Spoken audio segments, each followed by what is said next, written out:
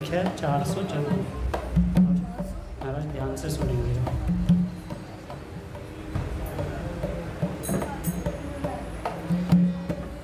सौंप दिए मन प्राण तुम्हीं को, सौंप दिए ममता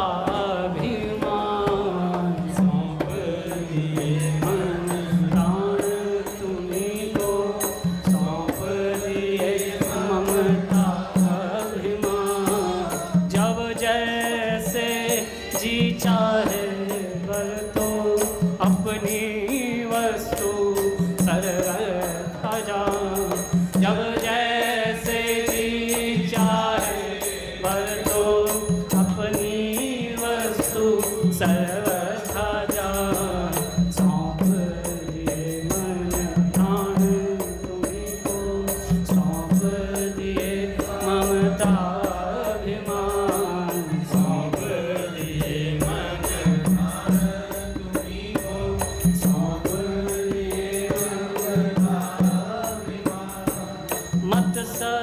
जाओ मन की करते, सोचो नहीं दूसरी बात।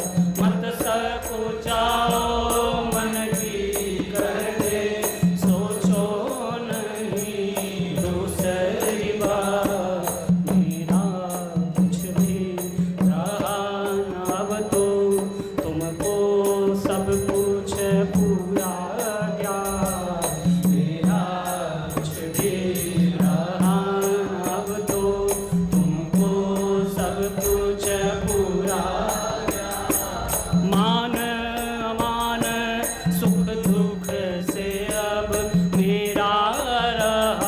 न कुछ संबंध। मान अमान दुख सुख से अब मेरा रहा न कुछ संबंध। तुम ही एक केवल्य मोक्ष हो, तुम ही केवल मेरे बंधु। तुम ही एक केवल्य मोक्ष हो, तुम ही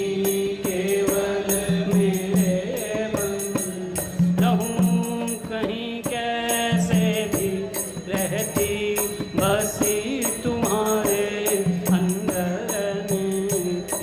रहूं कहीं कैसे भी रहती, बसी तुम्हारे अंदर नित्य।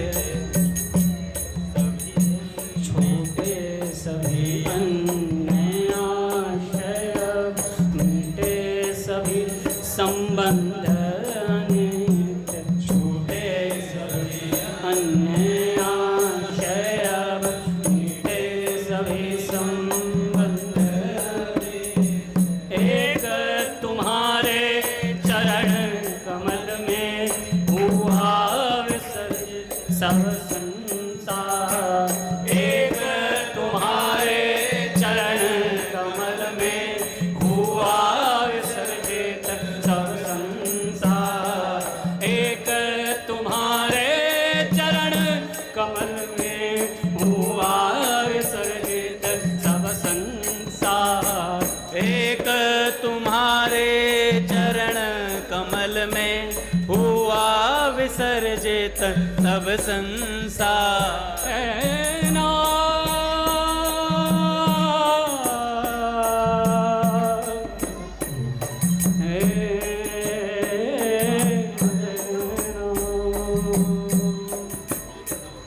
एक तुम्हारे चरण कमल में हुआ विसर्जित सब संसार।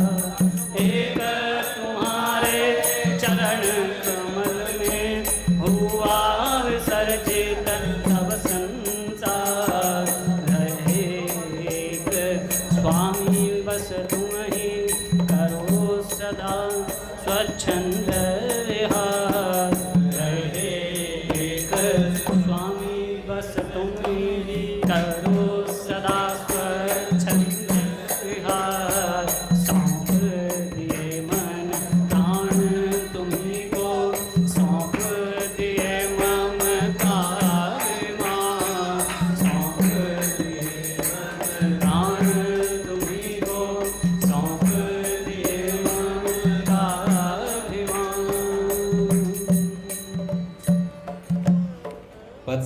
456 456। आज पूज्य श्री भाई जी का तिरोधान दिवस पुण्यतिथि, तो उन्हीं के लिए श्रद्धार्चन के लिए एक पद और करते हैं। पद संख्या 456। चलवा पिय के देश सजने, चलवा पिय के देश, चलवा पिय के देश सजने, चलवा पिय के देश। जहाँ न मोह ममता के रजनी, जहाँ न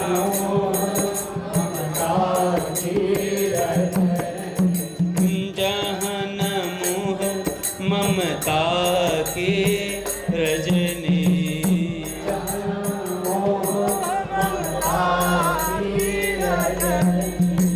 जहाँ न बिछोह कलेस सजनी,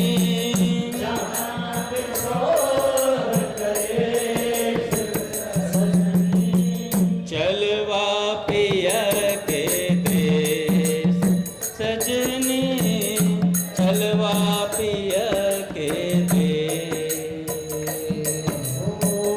चलवा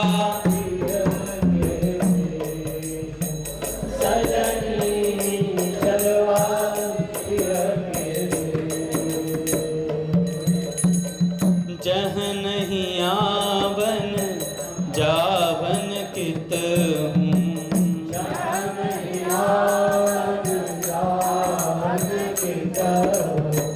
जह नहीं आवन जावन कित हूँ,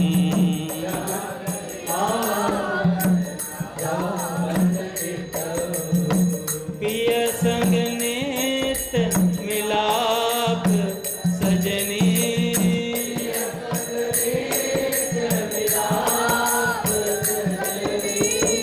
जहन ग्राम्य चर्चा को डर कछु,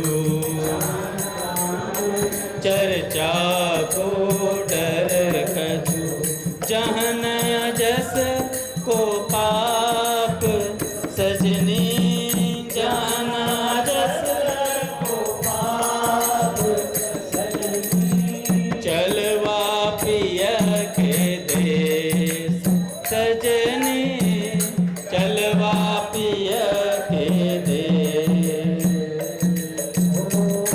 चलवा पिय के देश सजनी, चलवा पिय के देश। जहाँ नहीं होत अंग सग कब हूँ,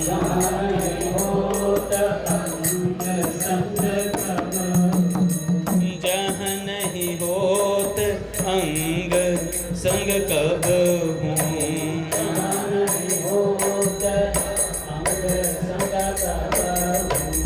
मिले रहे दिन रैन सजनी,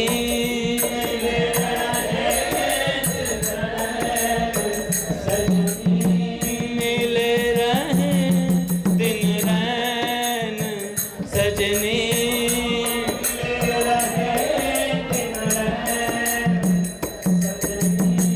बिछुरत नाही एक पल मन सो,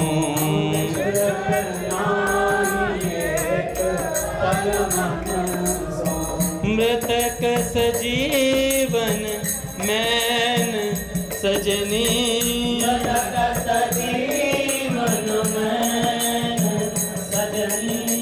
चलवा पिय के देश सजनी, चलवा पिय के देश,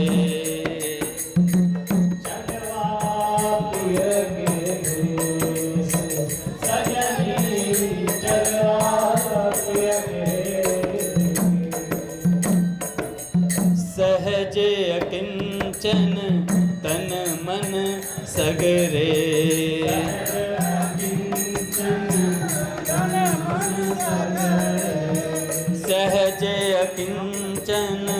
तन मन सगरे।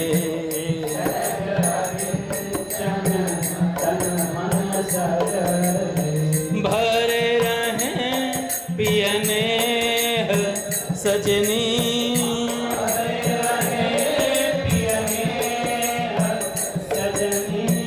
भरे रहें पियने सजनी।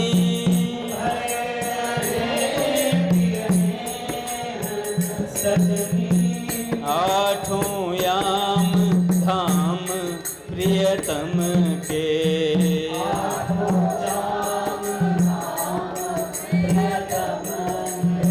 बरसत रस को मेह सजनी, बरसत रजनी। चलवा पिय के देश सजनी, चलवा पिय के देश, चलवा पिय के देश सजनी, चलवा पिय के देश। राधा राधा राधा राधा,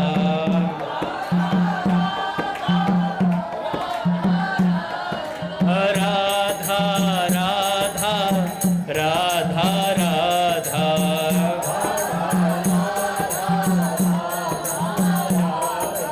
राधा राधा राधा राधा।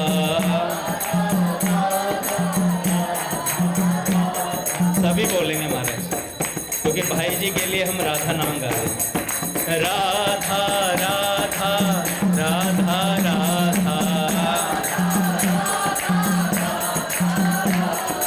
राधा राधा राधा राधा, राधा राधा राधा राधा, राधा बाबा राधा बाबा। भाई जी भाई जी भाई जी भाई जी, भाई जी भाई जी भाई जी भाई जी। राधा बाबा राधा बाबा, राधा बाबा राधा बाबा। भाई जी राधा राधा भाई जी, भाई जी राधा राधा भाई जी, राधा राधा राधा राधा, राधा राधा राधा राधा, राधा राधा राधा राधा, राधा राधा राधा राधा, राधा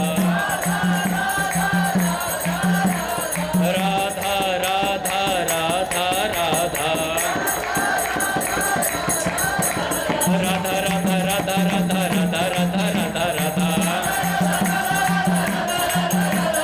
राधा राधा राधा राधा राधा राधा राधा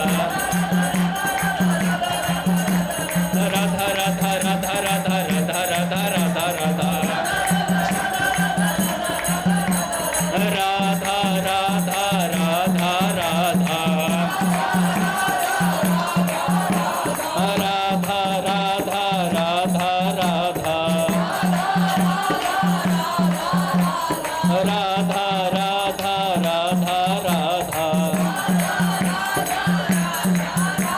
बोलिए राधा माधव सरकार की जय। पूज्य श्री भाई जी महाराज की जय। पूज्य श्री राधा बाबा की जय। पूज्य मैया की जय। अपने प्यारे भैया की जय। पूज्य दादा की जय। भक्तवत्सल भगवान की जय। हरि बोल। बड़े सौभाग्य का क्षण है कि आज भी हमें सत्संग और कीर्तन का परम लाभ प्राप्त हो रहा है।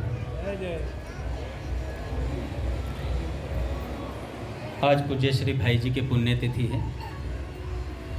पहले पूज्य श्री भाई जी की महिमा के विषय में पूज्य बाबा के उद्गार सुन लेते हैं। हो सकता है एक दो शब्द समझ में भी ना आए, पंक्तियां समझ में भी ना आए, लेकिन बाबा के ये शब्द अगर हमारे कर्ण रंध्रों में पड़ेंगे तो यथार्थ कल्याण ही करेंगे। और क्लिष्ट तो नहीं है,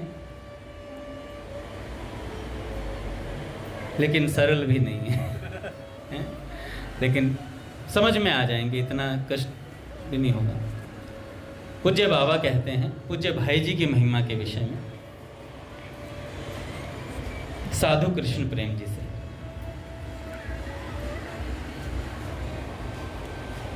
आज तक ऐसी पारमार्थिक स्थिति का वर्णन मैंने किसी भी शास्त्र में नहीं पढ़ा है।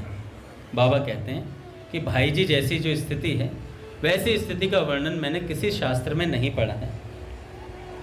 श्री चैतन्य महाप्रभु के सिवा किसी भी भक्त के जीवन में इस स्थिति का संकेत भी प्राप्त नहीं होता। श्री चैतन्य महाप्रभु के अलावा और किसी की मतलब देखें तो उसमें ऐसा दिखाई नहीं देता है। मैं यह भी नहीं कह सकता कि जगत के इतिहास में श्री भाई जी पहले उदाहरण हैं। ऋषियों ने जानबूझकर, मालूम पड़ता है, शास्त्रों में इस स्थिति का उल्लेख नहीं किया, और कहीं हुआ भी होगा तो मेरी दृष्टि में नहीं आया। पूज्य बाबा कहते हैं श्री हनुमान प्रसाद जी पोद्दार, जिन्हें हम भाई जी कहते हैं, आप इस चित्र में देख रहे होंगे, ये जो सफ़ेद वस्त्र धारण किए हुए महात्मा हैं, ये पूज्य श्री भाई जी हैं जो नए आए हैं उनके लिए। ये पूज्य श्री भाई जी हैं, वो उधर पूज्य राधा बाबा हैं गेरुए वस्त्रों में। वे भाई जी की महिमा बता रहे हैं। तो बाबा कहते हैं कि देखिए श्री पोद्दार महाराज की कृपा की रस्सी में हम सब लोग बंध चुके हैं, और जो एक बार के लिए बंध चुके हैं अब शक्ति नहीं कि चाहने पर भी वो चले जाएं कहीं, क्योंकि भाई जी नाम की रस्सी में जब हम चिपक गए हैं, बंध गए हैं, तो हम कहीं जा नहीं सकते। जाएंगे तो भी कुछ दिन घूम फिर कर वापस आना ही पड़ेगा। ये महापुरुषों की कृपा है। वे किसी से खेल करें तो अलग बात है कि भाई खेल खेलने के लिए दूर भेज दे, जैसे मदारी होता है, बंदर को दूर भेजता है, थोड़ी देर चल पे गुलाटी मार, इधर उधर मार, फिर वापस आ जाए, पर वो बांध के पकड़ के रखता है। तो ऐसे ही संत जन पकड़ के रखते हैं। तो बाबा कहते हैं किसी से खेल करें तो दूसरी बात है, वह कुछ दिन के लिए भले ही चला जाए, नहीं तो असंभव है, कोई जा नहीं सकता। बिना किसी संशय के इस मेरी बात को मान लीजिए। श्री भाई जी की कृपा प्रकाशित होकर एक क्षण में हमारे हृदय की सारी कलुषता मिटाकर सभी को अपने सच्चे संग का अधिकारी बना सकती है।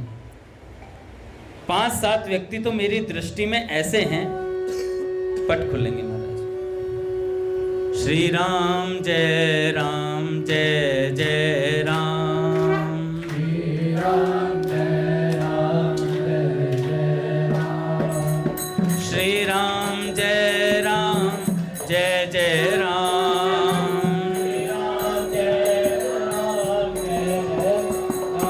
श्री राम जय जय राम,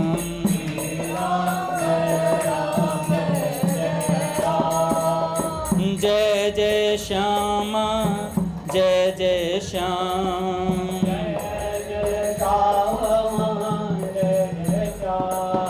जय जय श्री वृंदावन धाम,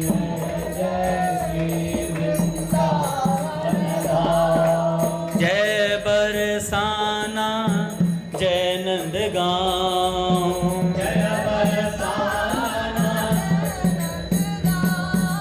पावन राधे तेरो नाम,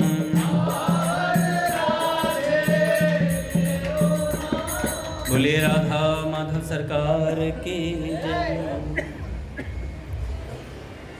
तो पूज्य बाबा कहते हैं कि 5-7 व्यक्ति तो मेरी नज़र में ऐसे हैं जिन पर अपने आप श्री पोद्दार महाराज की कृपा प्रकाशित होगी।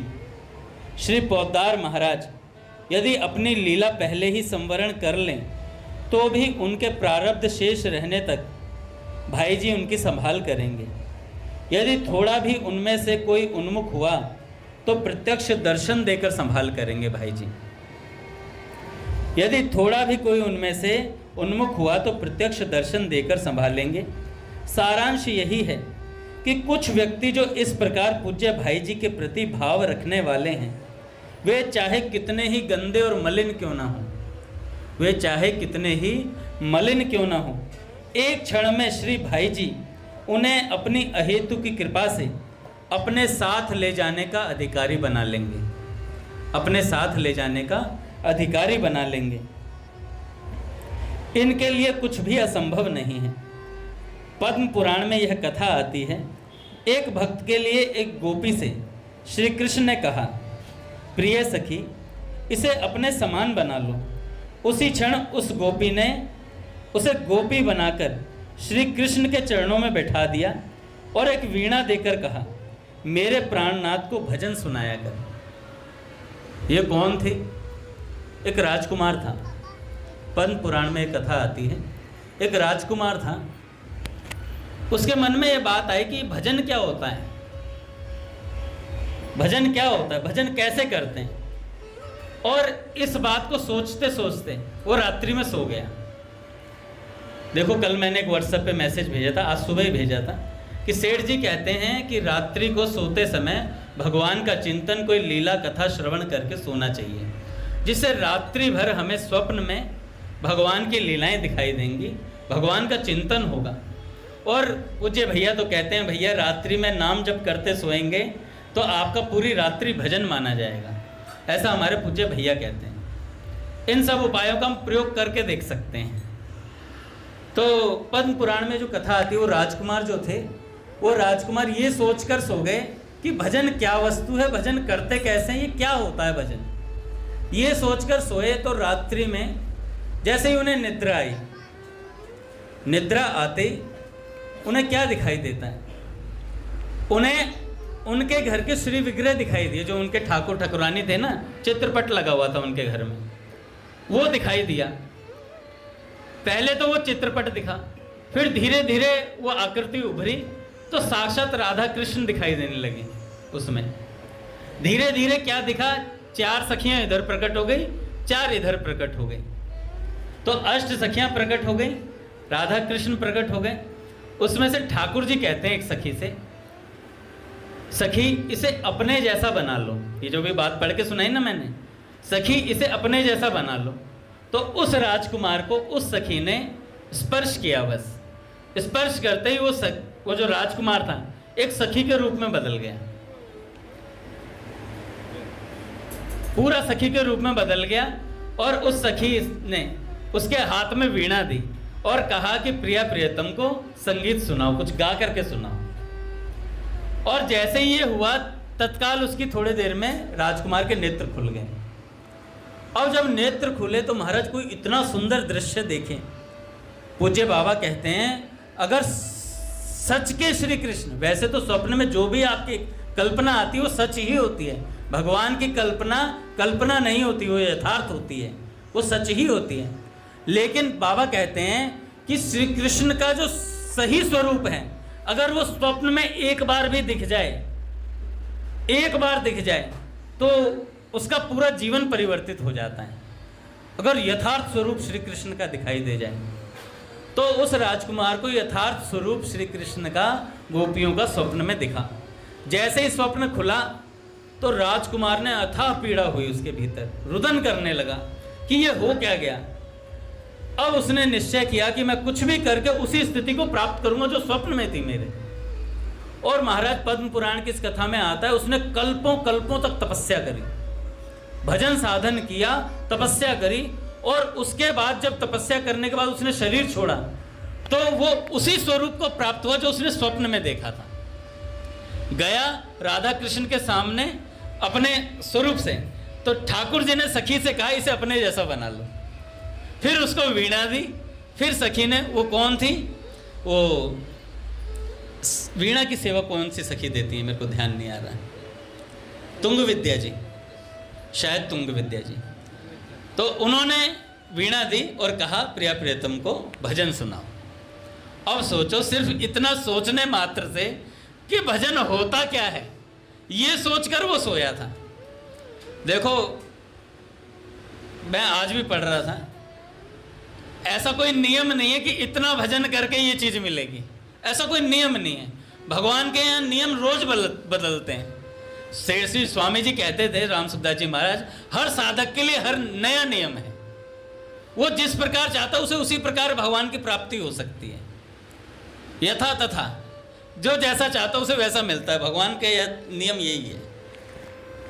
अच्छा, क्या ये नियम नए बनते हैं? अरे ये पुराने ही पड़े हुए हैं। हमें लगता है ये नया है, हमें लगता है ये नया है। भगवान ऐसी माया की व्यवस्था करते हैं, हम साधक सोचता है ये लगता है मैंने नया नहीं इजाद किया है। भैया ऐसे बहुतों को प्राप्ति हुई है, अकारण प्राप्ति हुई है। तो भाई जी के लिए बाबा कहते हैं कि देखो, एक बार में ही कल्याण हो सकता है। आप सिर्फ महापुरुष से जुड़ जाइए, फिर महापुरुष, आप चाहे कितने ही गंदे क्यों ना हो, महापुरुष अपने साथ ले जाएंगे आपको। आपकी अगर आसक्ति महापुरुष में हो गई, महापुरुष में, मलुकपीठ सरकार ने एक बार कहा था, महापुरुष की आसक्ति आपको भगवान में आसक्ति करा देगी, आपको भगवान में आसक्ति करा देगी। वही फल मिलेगा जो भगवान में आसक्ति का मिलता है। तो पद्म पुराण की ये बात बाबा ने बताई और उस राजकुमार ने भजन सुनाया। तो बाबा कहते हैं कि देखो भैया, श्री पोद्दार महाराज भक्तवांछा कल्पतरु हैं। श्री पोद्दार महाराज भक्तवांछा कल्पतरु हैं। कोई इनसे जो चाहे वो मांग सकता है। अच्छा, जिसने आज तक भाई जी को देखा भी नहीं है, जिसको परिचय भी प्राप्त नहीं है, वो भी भाई जी से कुछ आज बैठकर ये कहे ना कि भाई जी मेरा भजन में मन लग जाए, मेरा नाम जप में मन लग जाए, मुझे भगवान के दर्शन हो जाएं, तो भाई जी ये बात भी पूर्ण करने के लिए तैयार हैं। अरे ये तो भगवत प्राप्ति की बात हो गई। भाई जी और बाबा तो घर गृहस्थी के सब वस्तुओं को दान के, एक की तो बछिया खो गई थी, बछिया खो गई थी। बाबा से जाकर के बाबा हमारी बछिया खो गई है। बाबा ने कहा कि जाओ वहां जगह, उस जगह खड़ी है उस जगह खड़ी है। बाबा ने, एक माता जी बाबा के परिकर थी, तो क्या हुआ, घर पर मेहमान आ गए बाबा बहुत सारे, और उस समय चाय पत्ती खत्म हो रखे थे। अब सोचो कहाँ तक भक्त मांग लेता है। उन माता जी ने कहा आज तो बेइज्जती हो जाएगी, मेहमान आने वाले, चाय पत्ती है नहीं। बाबा चाय पत्ती का बंदोबस्त करो, घर बैठी है, बाबा वहां है वाटिका में, बाबा चाय पत्ती का बंदोबस्त करो। थोड़ी देर में देखा जो डिब्बा खाली था उसमें चाय पत्ती है। अरे बाप रे बाप, मैं तो सोच के दंग रह गया। जब मैं पढ़ता हूँ तो सोच के दंग रह जाता हूँ। देखो इतनी छोटी छोटी बातें भी, पर जो महापुरुष के शरण होता है ना, फिर वो ये नहीं देखता कि सकाम है निष्काम है, फिर उसके लिए तो सब कुछ महापुरुष है भैया। वो भगवान की जगह रख दिया ना उन्होंने, और महापुरुष फिर करते भी हैं। महापुरुषों के यहाँ कोई भेद थोड़ी है। वो निष्काम सकाम की बात ही खत्म, सब करवा देंगे महापुरुष, पर एक बार शरण तो हो। छोटी से छोटी बात बोलते हैं भक्त, और भी बताऊंगा तो तुम हंसोगे। बिटिया का भैया, दुकान नहीं चल रही है और शादी नहीं हो रही है, ऐसे ऐसी भी कल्पनाएं, मतलब बहुत सारी बातें हुई। तो भाई जी के लिए बाबा कहते हैं, भाई जी भक्त वांछा कल्पतरु हैं। आप जो चाहेंगे उनका मन से बार बार चिंतन करना, भाई जी का बार बार चिंतन करना, श्रद्धालुओं के मध्य उनकी चर्चा करना, अपना संपूर्ण विवेक एवं धैर्य बटोरकर अधिक से अधिक भाई जी के पास रहना। अच्छा, आप कहेंगे कि भैया पहला काम तो हम कर सकते हैं कि बार बार चिंतन कर सकते हैं, भाई जी की तस्वीर मोबाइल के डेस्कटॉप पे उस पर लगा लो, लग सकती है। श्रद्धालुओं के मध्य में चर्चा कर सकते हैं भाई जी के बारे में। तीसरा कहा, अपना संपूर्ण विवेक बटोरकर अधिक से अधिक भाई जी के पास रहना। अब भाई जी शरीर से तो है नहीं, तो उनके चरित्र, उनकी लिखी हुई पुस्तकों के पास रहना, उनका स्वाध्याय करना, ये भाई जी के पास रहना ही है। यह करते करते कायक वाचक और मानसिक संग है यह करते करते श्री भाई जी के प्रति ऐसा आकर्षण बढ़ेगा, लगेगा मानो जादू सा होता जा रहा है। ये बाबा कह रहे हैं, उपाय बता रहे हैं हमें सबको। जबरदस्ती विलक्षण ढंग से ऐसी कृपा प्रेममयी दृष्टि भाई जी डालेंगे कि आप सभी प्रेम में विभोर हो जाएंगे। देखिए, आप ब्रजरज को बहुत उच्च मानते हैं, आप ब्रजरज को बहुत उच्च मानते हैं। श्री भाई जी की चरण रज ब्रजरज से तनिक भी निम्न नहीं है। श्री भाई जी की चरण रज ब्रजरज से तनिक भी निम्न नहीं है। पूज्य भाई जी के पास रहना ब्रजवास ही है, अपितु उससे भी कुछ अधिक है, अपितु ब्रजवास से भी कुछ अधिक है। ब्रज का महत्व जिन कारणों से है ना, उससे प्रबल कारण भाई जी के शरीर में विद्यमान है, भाई जी के इस शरीर में विद्यमान है।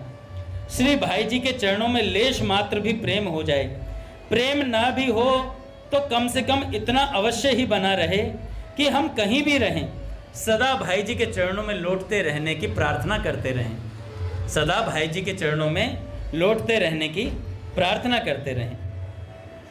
अभी मैं बता रहा था, देखो उपाय बहुत सरल सरल उपाय हैं। कथा आज सोच रहा हूँ छोटी सुनाऊंगा, लेकिन एक छोटे छोटे उपाय हैं हम सांसारिक लोगों के लिए। भक्त भी नहीं हम लोग, साधक भी नहीं, हम तो संसारी समझ लो कि भजन का प्रयास कर रहे हैं। मदन मोहन मालवीय जी एक बार भाई जी के पास आए, गोरखपुर पधारे थे। भाई जी कहते हैं मेरे पास ही 2-3 दिन वो ठहरे थे। उनके पधारने के दूसरे दिन प्रातःकाल मैं उनके चरणों में बैठा था। पूज्य श्री भाई जी मालवीय जी के चरणों में बैठे थे, वे अकेले ही थे। बड़े स्नेह से बोले, मालवीय जी बोले, भैया मैं तुम्हें आज एक दुर्लभ तथा बहुमूल्य वस्तु देना चाहता हूँ। मैंने इसको अपनी माता से वरदान के रूप में प्राप्त किया था। बड़ी अद्भुत वस्तु है, किसी को आज तक नहीं, तुम्हें दे रहा हूँ। आप सबको भी आज प्राप्त हो रही है ये भाई जी के माध्यम से, हम सबको भी ये प्राप्त हो रही है आज। तुम्हें दे रहा हूँ। देखने में चीज छोटी सी दिखेगी पर है महावरदान रूप। इस प्रकार प्राय आधे घंटे तक वे उस वस्तु की महिमा पर बोलते गए। मालवीय जी, मेरी जिज्ञासा बढ़ती गई। भाई जी कह रहे हैं, मैंने आतुरता से पूछा, जल्दी बताइए कोई आ ना जाए, भाई बहुमूल्य वस्तु है, कोई आ जाएगा तो डिस्टर्ब हो जाएगा।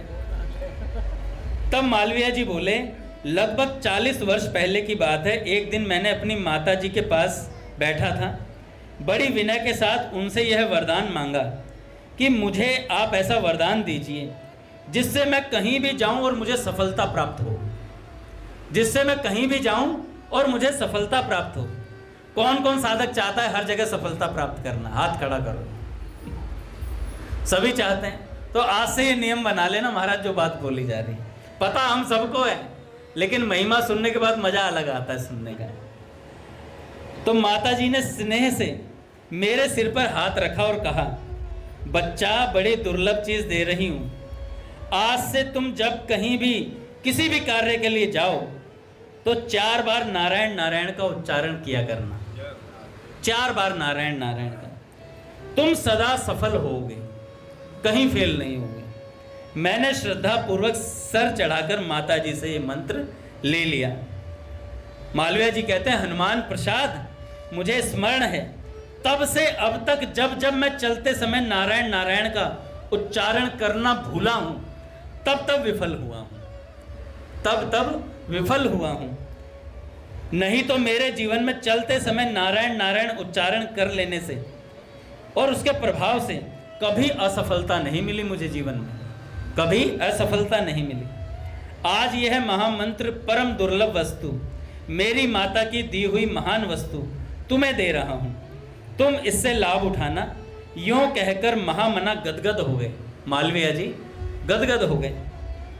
भाई जी कहते हैं, मैंने उनका वरदान सिर चढ़ाकर स्वीकार किया, इससे बड़ा लाभ उठाया। अब तो ऐसा हो गया है कि घर घर में सभी इसे सीख गए हैं। जब कभी घर से बाहर निकला जाता है तभी बच्चे भी नारायण नारायण कहते हैं। इस प्रकार रोज ही किसी दिन तो कई बार नारायण बोल दिया जाता, 4 नहीं कई बार बोल दिया जाता। अच्छा, एक स्थिति और हुई। जो मालवीय जी थे उनके पुत्र को एक बार आर्थिक संकट आया था, धन की कमी हो गई थी।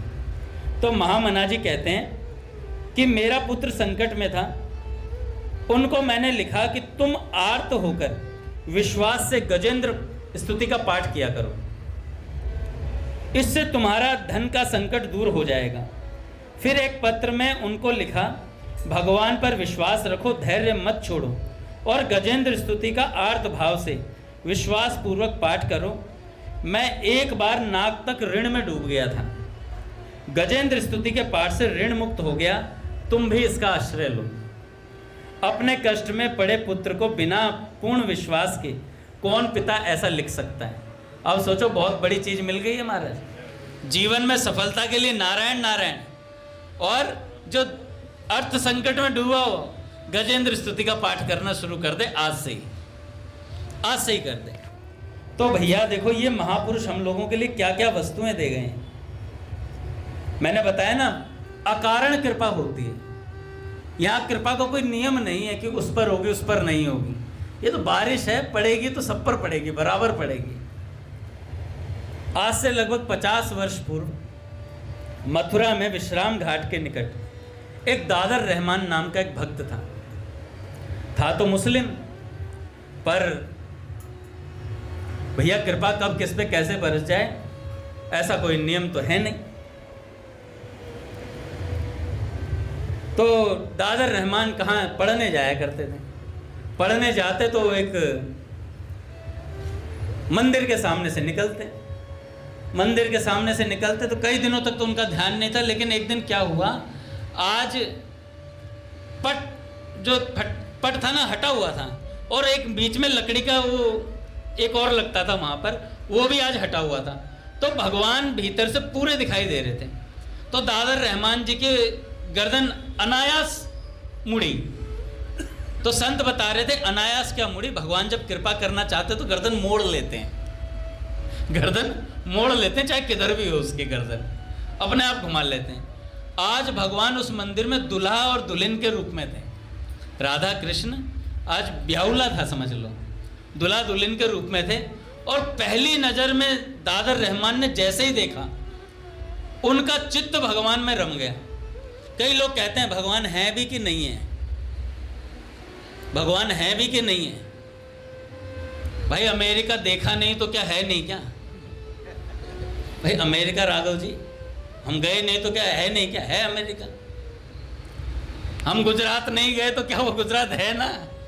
हम द्वारकाधीश नहीं जा पाए, द्वारकाधीश तो है, वो अलग बात, हम जा नहीं पा रहे, हम देख नहीं पा रहे। ये हमारे मन की स्थिति है। तो ऐसी बात है भैया, अगर हमने किसी चीज़ को नहीं देखा इसका मतलब वो नहीं है, ऐसा कदापि नहीं है। इस बार पूज्य भैया इसी विषय को कथा में लेने वाले हैं।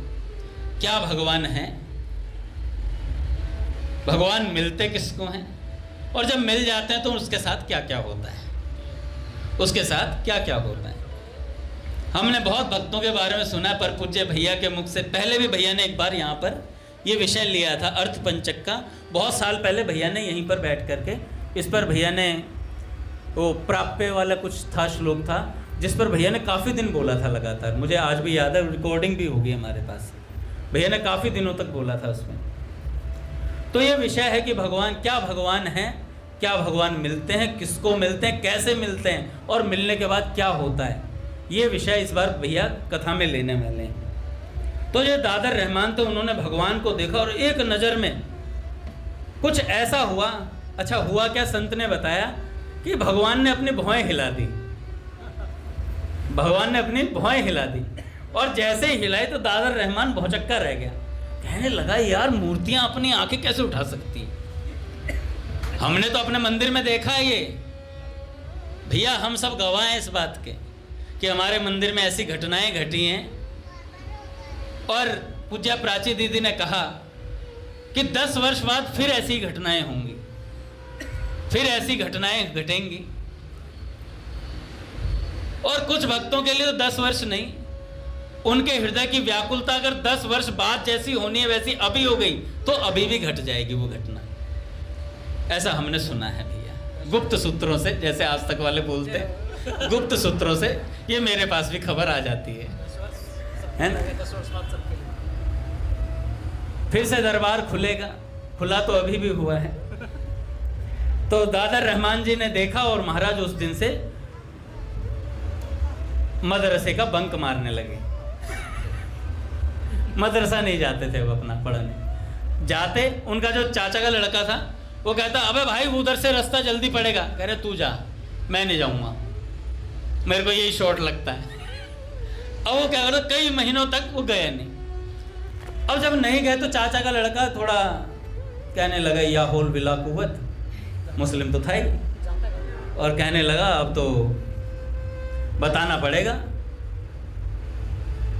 और महाराज जाकर उन्होंने कहा कि ऐसे ऐसे है, मदरसा नहीं जाता है, काफिर हो गया है। तो भैया वो पढ़ने जाता। पिता को उन पर विश्वास था, दादर रहमान पे, कि ये अच्छा मुसलमान बढ़ेगा, 5 नमाजी, 5 बार नमाज पढ़ा करेगा, ऐसा बनेगा। अच्छा, वो था भी शांत स्वभाव का दादर रहमान, तो पिता को बड़ा यकीन था। अब यकीन कब टूटा, जब मदरसे के जो मौलवी साहब थे वो एक दिन आकर क्या कहने लगे कि क्या बात है, आजकल दादर आता नहीं है। मगर जाता तो रोज है, जाता तो रोज है। और उन्होंने पता लगाया तो चाचा के लड़के ने बोला कि सच सच बता रहा हूँ कि ये, अच्छा बड़े अब्बू, बड़े अब्बू कहते हैं, बड़े अब्बू ये ना, मैं जिस रास्ते से कहता हूँ उस रास्ते से जाता नहीं है, ये काफिरों के मंदिर के आगे खड़ा हो जाता है जाकर के। अब ऐसी बात बोली तो उन्होंने कहा कि काफिरों के मंदिर के आगे। ये बात पहले अम्मी जान को पता चली। अम्मी ने कहा, बेटे या तो तू मान जा, नहीं तो तेरे अब्बू को पता चला ना, तेरी फिटनेस बनेगी आज, बहुत पिटेगा तू। ये जो माएँ होती हैं ये बड़ी कोमल हृदय होती हैं। जब मैं भी स्कूल से आता था, बहुत पीटा हूँ यार। बाबा अपने हरियाणा वाले तो बिल्कुल रहम नहीं खाते यार। तो पेपर दे के आता एवरेस्ट से, फर्स्ट क्लास की बात है। फर्स्ट क्लास के बच्चों को क्या याद रखेगा, क्या लिख के आए वो पेपर में। अब आते ही क्वेश्चन पेपर छीन लेते थे। मम्मी थपकी लेकर के कपड़े धो रही होती थी और पापा बैठ जाते थे सामने। हाँ सुना, क्या लिख कर क्या है? मैं कहा याद नहीं है। कह रहे लिख के तो दिखा सकता है। लिखने बैठ तो कुछ याद ही नहीं होता था, कुछ याद ही नहीं होता था। अब याद नहीं होता तो पापा तो एक लठ रखा रहता था, याद होगा वो काले कच्छे वाले वो आए थे, एक बंदर भी आया था जो रातों को परेशान करता था, तो पापा ने एक लठ रखा हुआ था। वो लठ का इस्तेमाल बंदर पे नहीं हुआ, मुझ पर हुआ। तू ही बंदर है सबसे बड़ा, तेरा नाम फ्यूचर में अंगद होगा। उन्हें पहले ही पता लग गया था। तो उन्होंने क्या किया, पापा ने पहले तो चांटे चांटे मारे, फिर उठाया लठ। मैं बचने के लिए क्या करता था, हमारा जो बेड है ना वो ऊंचा होता था, थोड़ा नीचे जगह होती थी, उसमें घुस जाता था मैं। आज उसमें घुसा तो पापा ने कहा बचेगा तो है नहीं। पापा ने लिया लठ और नीचे बिना देखे धड़ धड़, कहाँ लग रही है कुछ पता नहीं। और भाई वो रो रो के बेड के नीचे पड़ा रहता था। फिर मम्मी रात को निकलता नहीं था उसमें से, रात को जैसे जेल में कैदी को थाली खिसकाई जाती है, और थाली बेड के नीचे ही आती थी। और जब पापा सो जाते थे, जब पापा सो जाते थे उसके बाद शेर निकलता था। थाली वाला तो खा लेते थे, और उसके बाद फ्रिज में जितना सामान होता था, रोटी की जरूरत ही नहीं होती थी, सब्जी खा गए सारे। मलाई मिली, मलाई चीनी मिलाई और खा गए सारा सामान निपटा के। हाँ अब हुई पिटाई की भरपाई। ऐसे सोते थे बाबा। तो कभी रहम नहीं हुआ। मम्मी थपकी भी मार देती थी स्कूल से आते ही, कभी भी थपकी दूर से ही निशाना लगता था। बहुत पिटे हैं। तो दादर रहमान से कहा कि बेटा मान जा, काफिरों के मंदिर मत जा, ये तो तेरे अब्बू जान तुझे जानता ही है, जान लेने में वो माहिर हैं। उस दिन आए तो महाराज वो माने नहीं, तो उनकी अम्मी ने उनके पिता से बोला, अब्बू जान से कहा कि ये ऐसे ऐसे काफिरों के मंदिर जाता है। महाराज लोहे का कुछ पड़ा था वहाँ पे, सरिया टाइप का, इतना पीटा दादर रहमान को, इतना पीटा, अधमरा कर दिया। अगर उनकी अम्मी नहीं होती तो जान से मार सकते थे, इतनी पिटाई करी थी। और दादर रहमान को एक कमरे में बंद कर दिया, एक कमरे में बंद कर दिया, कमरे में बंद किया। उनका एक प्रेम इतना बढ़ चुका था, 3 महीने से नित्य भगवान के पास थे वो, भगवान भुआएं हिलाते थे, नित्य दर्शन करते थे। इतना प्रेम हो गया था भगवान से, इतना प्रेम हो गया था। अब बार बार रुदन करते करते कहते कि हे दुल्हा दुल्हन, हे दुल्हा दुल्हन, मैं तुम्हारे बिना रह नहीं सकता, मैं आपके बिना नहीं रह सकता। और कृष्ण कृष्ण कृष्ण ऐसे बोला करते थे बार बार। हे लाडली, राधा रानी को लाडली बोलते थे, हे लाडली, हे कृष्ण, मुझे अपना लो, मुझे स्वीकार कर लो। और महाराज उस दिन जब इतनी पिटाई हुई, विरह वेदना उनकी इतनी बढ़ गई, तो बाहर से ताला लगा रखा था पिता ने। जब भगवान से प्रेम होता है ना महाराज, कोई बंधन रोक नहीं पाता है। उसी दिन दादर रहमान बाहर निकले, ताला ऐसे का ऐसा लगा रह गया। उनके अब्बू जान को ये खबर नहीं हुई कि ये ताला बिना खोले कैसे बाहर चला गया बंदा, कैसे जा सकता है। श्री कृष्ण निकालना चाहें तो कहीं से भी निकाल लेते हैं महाराज, किसी भी परिस्थिति से भगवान निकाल लेते हैं अपने प्रेमी। अब वो पहुंचे वृंदावन। दादर रहमान रसिकों का एक ही ठिकाना है, जो राम जी के रसिक होंगे वो अयोध्या पहुंचेंगे, चित्रकूट पहुंचेंगे, कामतगिरी पहुंचेंगे, और जो ठाकुर जी के रसिक होंगे श्री कृष्ण स्वरूप के, वो वृंदावन पहुंचेंगे। अब दादर रहमान पहुंच गए वृंदावन, और वहीं रह करके महाराज भजन करने लगे। और ऐसी रहनी जैसी रसिकों की होती है। संसार स्वाद सुख बांत जो, दुह रूप सनातन त्याग दियो। ऐसी स्थिति महाराज बिल्कुल रसिकों जैसी रहनी, और निरंतर रुदन करना। एक वृक्ष के नीचे जाकर के बैठ गए और वहां पर बैठ करके रुदन करते। अब उनके पिताजी ढूंढने लगे, ढूंढते ढूंढते ढूंढते महाराज वृंदावन पहुंचे। वृंदावन पहुंचे तो वहां पर एक चट्टोपाध्याय जी नाम के एक संत मिले उन्हें, और उन चट्टोपाध्याय जी से कहा, उन्होंने फोटो दिखाई कि भैया ये आपने इस बालक को कहीं देखा है? तो उन्होंने कहा देखा तो नहीं, पर उनकी त्वरा से उन्होंने पूछा चट्टोपाध्याय जी ने बात क्या हुई है। तो उन्होंने पूरा दृष्टांत बताया कि भैया ऐसे ऐसे मेरा पुत्र काफिर हो गया है, मेरा बेटा काफिर हो गया, राधा कृष्ण के प्रेम में हिंदुओं के खुदा में लग गया है, और मैं उसे ढूंढने निकला हूँ, वो भग गया है घर से। तो चट्टोपाध्याय जी ने कहा मैंने तो देखा नहीं है, ये घटना कल्याण पत्रिका में भी छपी थी। तो जब वो चट्टोपाध्याय जी ने कह दिया कि मिलेगा तो मैं ज़रूर बताऊंगा, अब चट्टोपाध्याय जी के मन में ललक लग गई कि यार ऐसा भगवत प्रेमी बालक, वो भी इतना छोटी उम्र का, मैं उसके दर्शन जरूर करूंगा। अब दर्शन करने के लिए गए, उसी वृक्ष के नीचे पहुंचे तो जमुना जी के किनारे देखा कि वृक्ष के नीचे एक बालक बैठा है, एक बालक बैठा। उस बालक को जैसे ही देखा चट्टोपाध्याय जी समझ गए कि ये वही बालक है, और जाकर के उसके पास बैठ गए।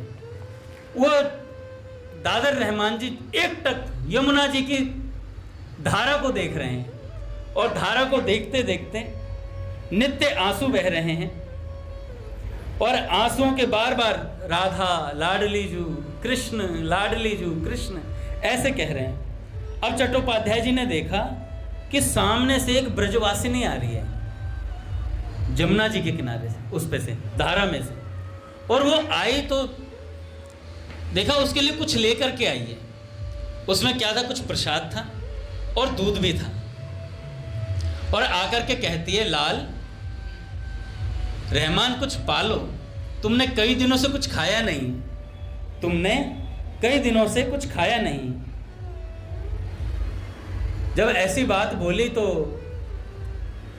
दादर ने कहा क्या लाडली जू मुझे स्वीकार करेंगी, क्या हमें बुलाएंगी? बार बार ऐसे कह के उन्होंने कहा हाँ हाँ तुम चिंता मत करो, लाडली जी तुम्हें ज़रूर स्वीकार करेंगी। और उन्होंने थोड़ा सा कुछ पवाया, और चट्टोपाध्याय जी बगल में बैठे ये दृश्य देख रहे हैं। तो उस ब्रजवासिनी ने कहा कि मैं शाम को आऊंगी और तुम्हें ले जाऊंगी। चट्टोपाध्याय जी से वो ब्रजवासिनी क्या बोल करके जाती है, इस बालक का ख्याल रखना, मैं शाम को आऊंगी और इसे ले जाऊंगी। चट्टोपाध्याय जी ने कहा कि ठीक है मैं ध्यान रखूं, और बैठ गए। कोई बात नहीं करी, कुछ भी बात नहीं हुई। थोड़ी देर में उन्होंने पूछा कि आपका परिचय, चट्टोपाध्याय जी ने पूछा दादर रहमान जी से। तब उन्होंने थोड़ी सी बात बताई कि मैं ऐसे ऐसे, मेरे पिता मुझे बहुत पीटते थे और मेरे को मंदिर नहीं जाने देते थे, मुझे लाडली जी से प्रेम हो गया, मुझे कृष्ण से प्रेम हो गया। और ऐसे बात करते करते कहने लगे, क्या तुमने कभी राधा कुंड देखा है? तो चट्टोपाध्याय जी ने कहा, हाँ देखा तो है। इतने में ही दादर रहमान कह उठे बीच में, तुमने कहाँ देखा होगा राधा कुंड, क्योंकि इन नेत्रों से उसे देखना ही संभव नहीं है, तुम कैसे देख सकते हो?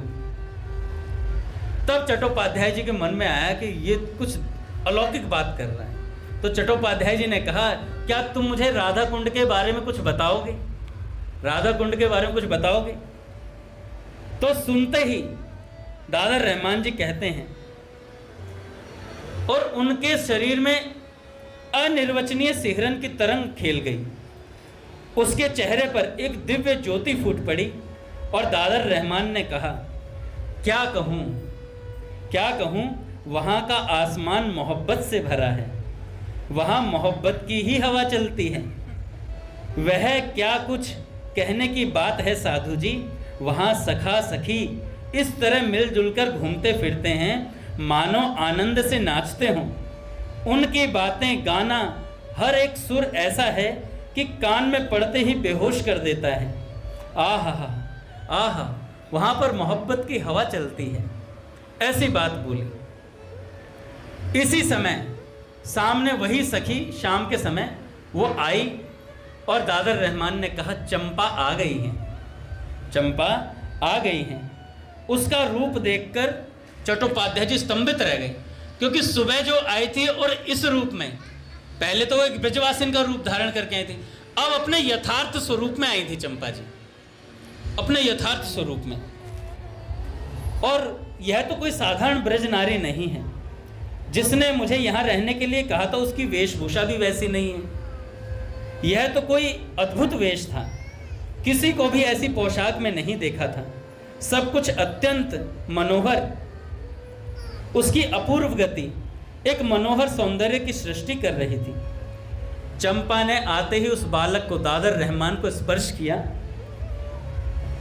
और वह उठ खड़ा हुआ। चंपा आगे आगे और वो पीछे पीछे। कहते हैं कि उसके पीछे वैरागी वो बालक धीरे धीरे मेरी आंखों के सामने ही जमुना जी की धारा पर चलते चले गए और दोनों अदृश्य हो गए। उसके बाद मैंने उन्हें कभी नहीं देखा, और ये देखकर मैं काफ़ी देर तक जड़ीभूत होकर वहीं बैठा रहा। ये घटना उन चट्टोपाध्याय जी ने कल्याण पत्रिका में लिखी थी कि ऐसे एक भक्त दादर रहमान को भगवान के दर्शन हुए। तो भगवान हैं, वे मिलते हैं और हमसे मिलना चाहते हैं। इस बात का सबूत ये है कि हमें सत्संग मिल गया है, हमें कीर्तन मिल गया है। तो इसका मतलब पूज्य भैया मिल गए हैं, बाबा भाई जी मिल गए हैं, तो इसका मतलब हमें भगवान इस जन्म में मिलेंगे। बोलिए भक्तवत्सल भगवान की जय। आरती करते हैं महाराज। हरि बोल। हनुमान जी महाराज और रास बिहारी भैया एक बार पूज्य भाई जी के लिए पुष्प अर्पण कर दीजिए आप। जिन चरणों के नीचे